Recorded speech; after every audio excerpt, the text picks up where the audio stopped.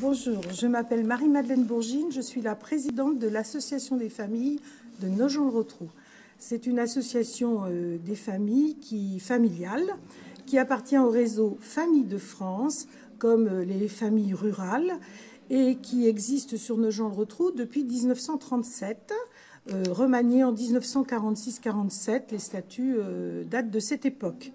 Et depuis plus de 70 ans, cette association apporte du soutien, de l'accompagnement aux familles dans leurs projets ou dans leurs difficultés quotidiennes ou quelquefois dans des difficultés en prévoyant par exemple les prestations familiales, en agissant sur les écoles, les crèches où nous sommes présents. Le réseau Familles de France reprend des associations départementales ou locales qui agissent toujours dans le même sens. Et donc, je vous invite à voir sur le site internet Familles de France les valeurs que nous défendons. Voilà. Dans nos activités, actuellement, nous sommes situés au quartier des Gauchetières, aux 4 rue du Val. Dans cet endroit, nous recevons et nous accomplissons nos activités au quotidien. C'est-à-dire que nous avons de l'aide aux devoirs, qui réunit une quinzaine de bénévoles et une vingtaine d'enfants sur le quartier pour les aider à faire leurs devoirs. Il ne s'agit pas de se substituer aux professionnels, mais d'accompagner l'enfant dans la prise de conscience que ses devoirs doivent être accomplis, l'apprentissage de ses leçons, la lecture, les quelques devoirs qu'il a à faire. Et je dirais, pour répondre aux difficultés des familles qui n'ont pas toujours le temps, après le travail, de s'occuper de cette partie d'adéquation. Et c'est quand même mieux parce que l'enfant a une accompagnatrice qui ressemble à une tante, une grand-mère et qui est bienveillante pour l'apprentissage. Donc nous avons aussi une permanence du comité local de consommation. C'est là où nous aidons les usagers. Madame Adam en est la responsable, c'est notre trésorière, et nous recevons les gens qui sont en difficulté pour remplir des dossiers administratifs, quelques dossiers de surendettement, des litiges de petite consommation. Et nous les orientons vers les bons professionnels, avocats, huissiers, notaires, caisse d'allocation familiale. Quelquefois, nous faisons l'écrivain public, parce que, effectivement, ils n'ont pas le langage administratif ou ils n'ont pas non plus forcément vocation à savoir bien utiliser l'ordinateur. Bon, nous savons bien qu'il y a des maisons de services publics qui répondent à ces exigences et si nous pouvons les orienter vers là, nous essayons de le faire. Et nous avons pas mal de... C'est une activité qui est un peu développée actuellement parce que les gens sont en difficulté par rapport à Internet. Souvent, on clique rapidement, mais après, pour se défaire d'une affaire qui a été mal engagée, c'est un peu plus compliqué. Voilà. Nous avons aussi de l'alphabétisation et de l'apprentissage du français pour des adultes qui ne connaissent pas bien ou qui ont oublié les points de lecture ou d'apprentissage du français, ou quelquefois des étrangers qui viennent et qui s'installent dans notre pays et qui n'ont pas l'apprentissage de la langue. Actuellement, nous avons 5 séances de 1 heure, 1 heure et demie qui réunissent plus d'une quinzaine d'adultes, dont quelques migrants qui sont actuellement accueillis sur Nogent-le-Rotrou. Donc dans ces actions-là, au quotidien, nous apportons vraiment une aide aux familles. Nous avons des bourses qui existent depuis plus de 50 ans, bourse aux jouets, bourse aux vêtements qui a lieu au printemps et qui permettent aux familles d'acquérir ou de vendre, selon le cas, des objets qui ne sont plus utilisés et dont on a besoin par ailleurs. Dis-moi tout. Madame, voilà, Madame Guittet était à l'origine de cette affaire. C'est l'accueil d'enfants de 3 à 6 ans, le mercredi après-midi, un nombre limité parce que nous n'avons pas les équipements qu'il faut pour faire face aux exigences de crèche, de halte garderie, de gardiennage, toujours pas pris par des professionnels, mais c'est apprendre aux enfants à vivre ensemble, à être poli, à observer un peu de concentration au travers d'un puzzle, au travers de l'exécution d'un jeu, l'apprentissage du modelage. Bon, on fait des petites activités comme ça et souvent on a un bon échange avec les parents parce que ça c'est important d'apporter du soutien aux jeunes femmes ou aux jeunes pères qui quelquefois ont des difficultés dans la compréhension des enfants. Nous accueillons le jeudi matin aussi une association d'assistantes paternelles qui fait qu'on a là des tout petits, de 3 mois jusqu'à 2 ans et demi, 3 ans. C'est super sympa. On a une bibliothèque et là, les enfants peuvent, avec leur assistant paternel, regarder des images, lire des contes ou chanter. C'est assez vivant et c'est assez intéressant. Voilà, je crois que j'ai rien oublié sur les activités que nous faisons. Les midinettes. Si, les midinettes. Le vendredi, effectivement, les midinettes. Alors, elles existent quand même depuis 1995.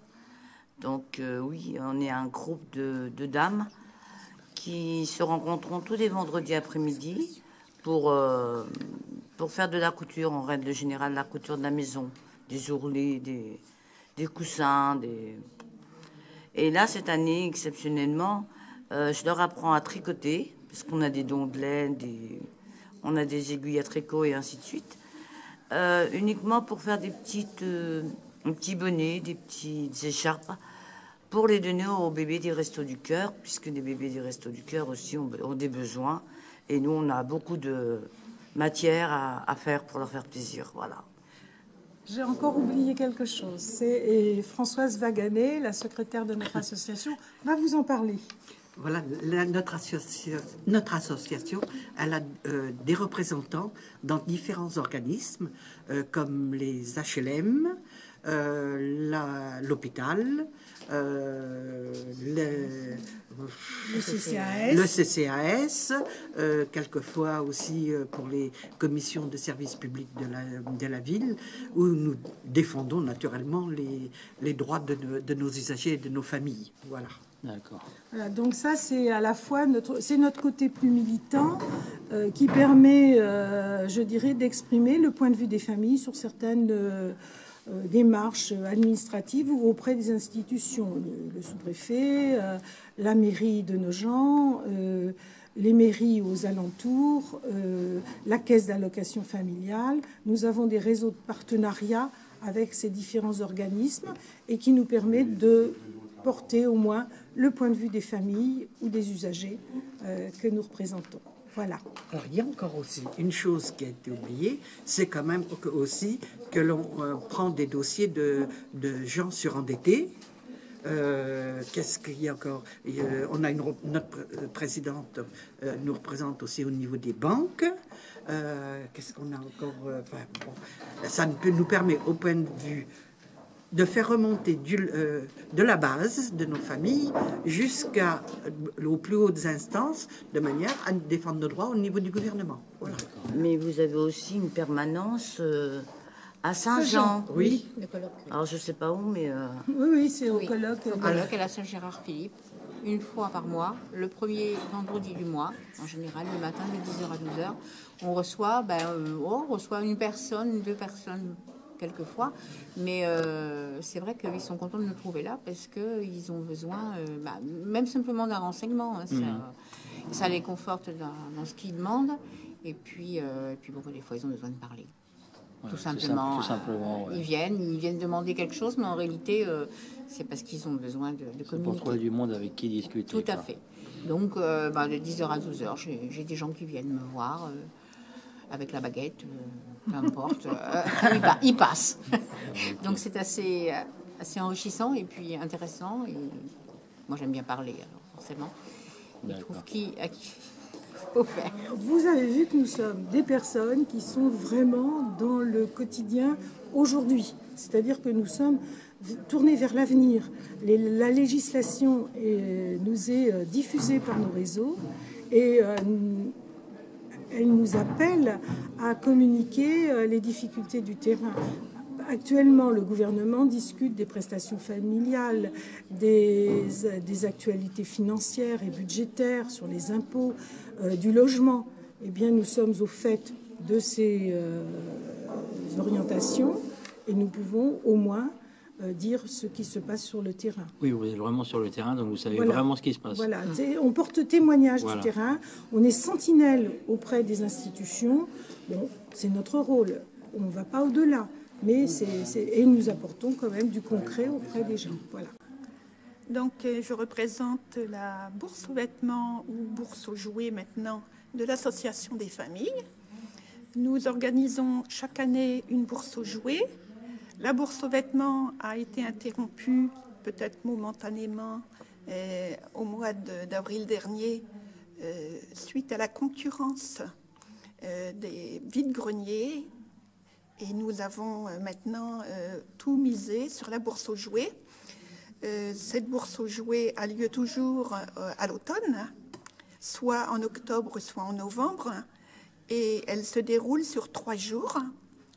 Le mardi, nous faisons de la réception de jouets. Le mercredi, nous faisons de la vente ainsi que le mardi soir. Et le jeudi, rangement et remboursement, où nous redonnons alors les jouets qui n'ont pas été vendus. Nous avons reçu cette année beaucoup de jouets, peu de clients, mais beaucoup de jouets.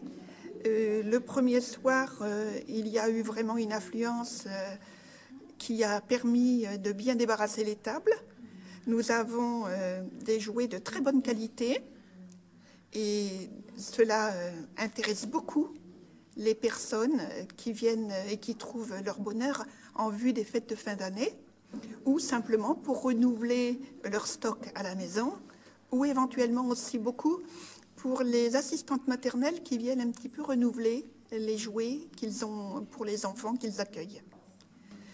Les tarifs vont à peu près de 50 centimes jusqu'à 10 €. Exceptionnellement, nous avons un petit orgue à 15 € qui est de très bonne qualité, un très bon son. Nous avons une organisation d'une vingtaine de personnes qui se mobilisent à peu près. Nous tournons tout au long des 3 jours.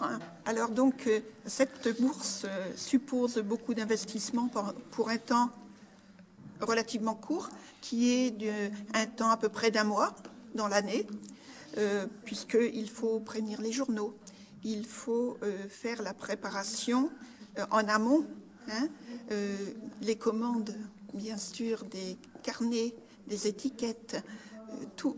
La monopolisation, il faut monopoliser également les bénévoles qui vont venir travailler. On leur établit un planning, on fait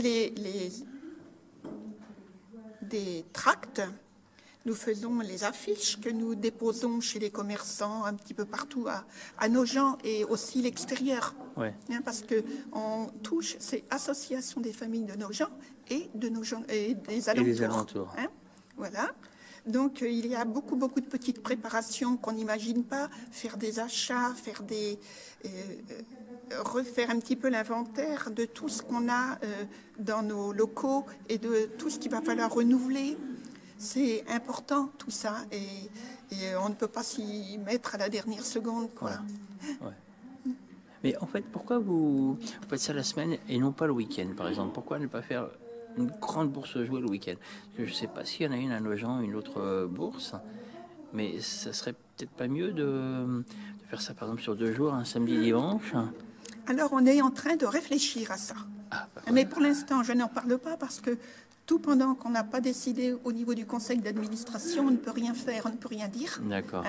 Il faut que tous les adhérents, pas les adhérents, les bénévoles soient OK. Parce que dans ce cas-là, ça pourrait être un petit peu le même style que ce qui existe actuellement avec les vides-greniers. Ouais. Et ce seraient les personnes elles-mêmes qui peut-être pourraient faire ça. Mais les personnes, j'entends, qui sont vendeurs. Voilà. Hein? Mais aussi, ça vous permettrait peut-être seulement d'organiser et puis, par exemple, selon le maître, de vous rétribuer un petit peu, de faire un peu rentrer de l'argent dans les caisses. Alors, c'est dans les réflexions que nous avons actuellement. Pour l'instant, on attend. Parce qu'on ne peut pas... de toute façon, ça ne se fera pas, je pense, l'année prochaine, parce que ça va demander certainement un groupe de réflexion pour voir un petit peu comment on peut s'organiser à ce niveau-là. D'accord. Ok.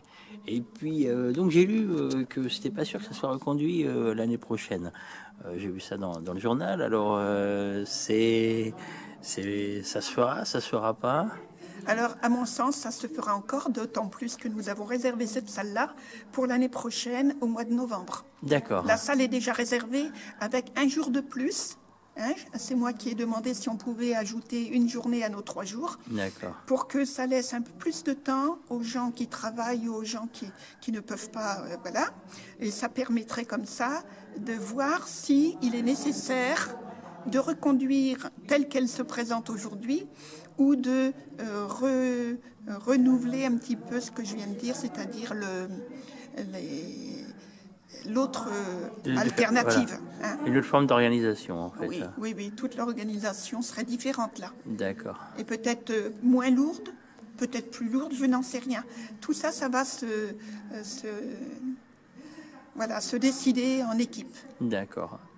Ok. Au niveau fréquentation, là, cette année, ça a été bien, moyen Alors, ça a été très bien par rapport à l'année dernière. Hein.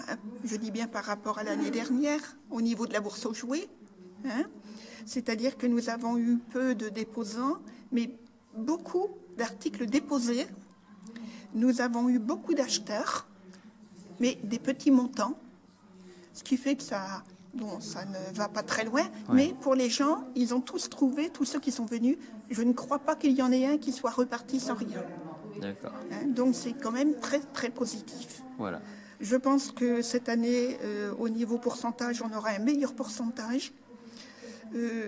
Du bénéfice, je ne crois pas, puisque le bénéfice se fait au-delà de 10 euros de vendus, 10% de 10 euros. Mais comme il y en a très peu qui ont vendu plus de 10 euros, ce qui fait qu'on n'aura pas de bénéfice pratiquement. Ouais. Mais peu importe, si on a pu rendre service, c'est ça qui est essentiel. Il est sûr qu'il faut quand même avoir un petit peu de bénéfice pour pouvoir renouveler notre matériel. Nous travaillons beaucoup avec des pistolets pour agrafer les articles. Nous avons besoin de scotch, de crayons, de carnets, d'étiquettes. Enfin, nous avons un besoin de marchandises qu'il nous faut et que nous ne pouvons acheter qu'avec nos bénéfices. Voilà, tout à fait. Ouais. Oui. C'est vrai qu'à la limite, ça vous coûte plus cher que ça vous rapporte, quoi. Si vous le dites. Ah, voilà. Mais au moins, vous êtes contente de l'avoir fait. Oui. Quelque chose aussi que je tiens à dire et qui est vraiment très très bien, c'est la très bonne ambiance qu'il existe au sein de tous les bénévoles. Et ça, pour moi, c'est une satisfaction qui est vraiment... c'est hyper énorme. Important, quoi. Ah oui, pour moi, oui. Ouais. Oui, parce qu'on se dit, on se donne, mais au moins, il y a quelque chose, un résultat. Ça resserre un petit peu les liens d'amitié, puisqu'on travaille tous en étant adhérents à l'association des familles. Et bon, il est sûr qu'on apprécierait d'avoir davantage de bénévoles, ce qui est important aussi, de renouveler, parce que on aimerait avoir des jeunes. Ça, oui, c'est le lot de toutes les associations, je crois. Donc, au cas où, si quelqu'un voit la vidéo et que ça les intéresse, voilà. Donc ils contactent les familles de Nogent-le-Rotrou et puis qui viennent vous rejoindre. Association des familles, voilà. Parfait. C'est ça, qui se situe 4 rue du Val à Nogent.